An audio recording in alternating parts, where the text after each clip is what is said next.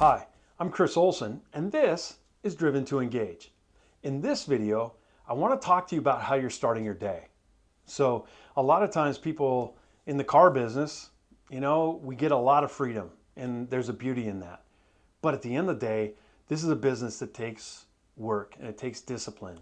And there's a few things that we want to give you that if you just hit these things and you're consistent with this day in and day out, you're going to give yourself a competitive advantage against any of your competition. So here you go. One, if you're on time, you're 15 minutes late. I know you probably heard that and you don't like your managers, but I'm telling you that every time you're 15 minutes late is 15 minutes that you're giving your competition to eat your lunch, especially if you're working internet leads. So you don't want to give your competition a 15-minute head start on the day. So take that for what it is. Now, maybe that you want to start making your dials at 9 o'clock, or I've got some clients that say they don't want to start calling until 10. Whatever that is, you do that. But I'm telling you, I've never had a customer tell me, hang up on me because I called at 8 o'clock in the morning. Now, having said that, if you're on time, you're 15 minutes late, get to work 15 minutes early to get your day started, right? Get yourself organized, get your cup of coffee, whatever it is that you need to start yourself. Now, it could be that you're having to check in with your manager. It could be that you're having to check in with one of your counterparts that you've got a great relationship with, that the two of you get one another. Whatever that is, get yourself ready. So at the top of the hour, boom, you're the best version of yourself. Secondly, prioritizing what's in your day. All tasks are not created equal.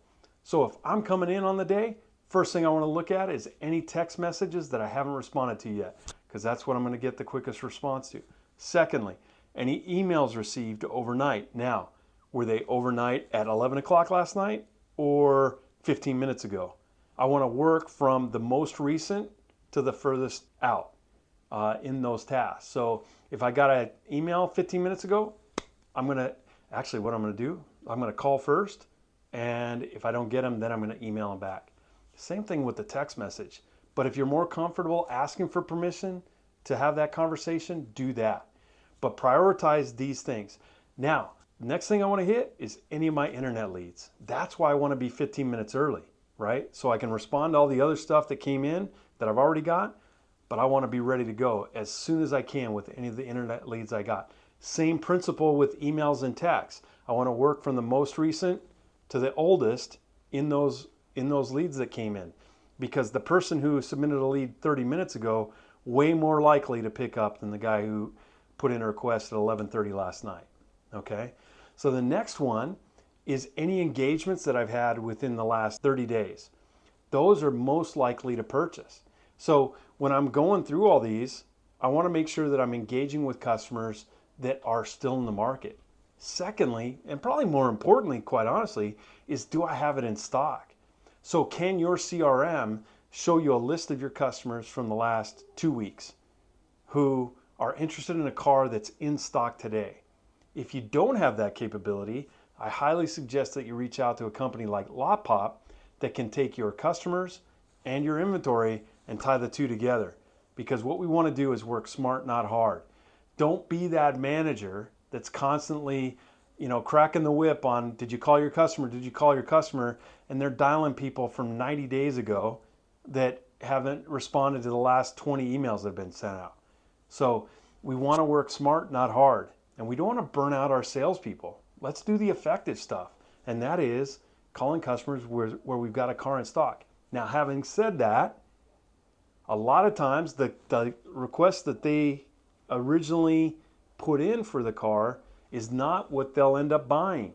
So when you have these engagements, it's why one of the first things that we always look at is what was most important to you, Mr. Customer? What features are you looking for that you've got to have in that next car? And asking that question, what are some of the things that you're looking for? What are some of the things that you really don't need, so that we really understand what that is? I can potentially save you a lot of money if we really get a good idea on what they want. A lot of times, if you all go on your factory websites, it's really difficult to figure out what these option packages are. So the customer needs your help to understand those features and benefits. So make sure to have those conversations. Don't just read the lead and see that they want a Honda Civic LX and that's all they want. very good chance that there may be something else that they want, that maybe a car that you've got in stock when that Honda Civic's not. So that's really how we want to start our day. Start it by doing the most productive stuff up front and then working through our day. So that's starting your day, and we'll see you on the next video.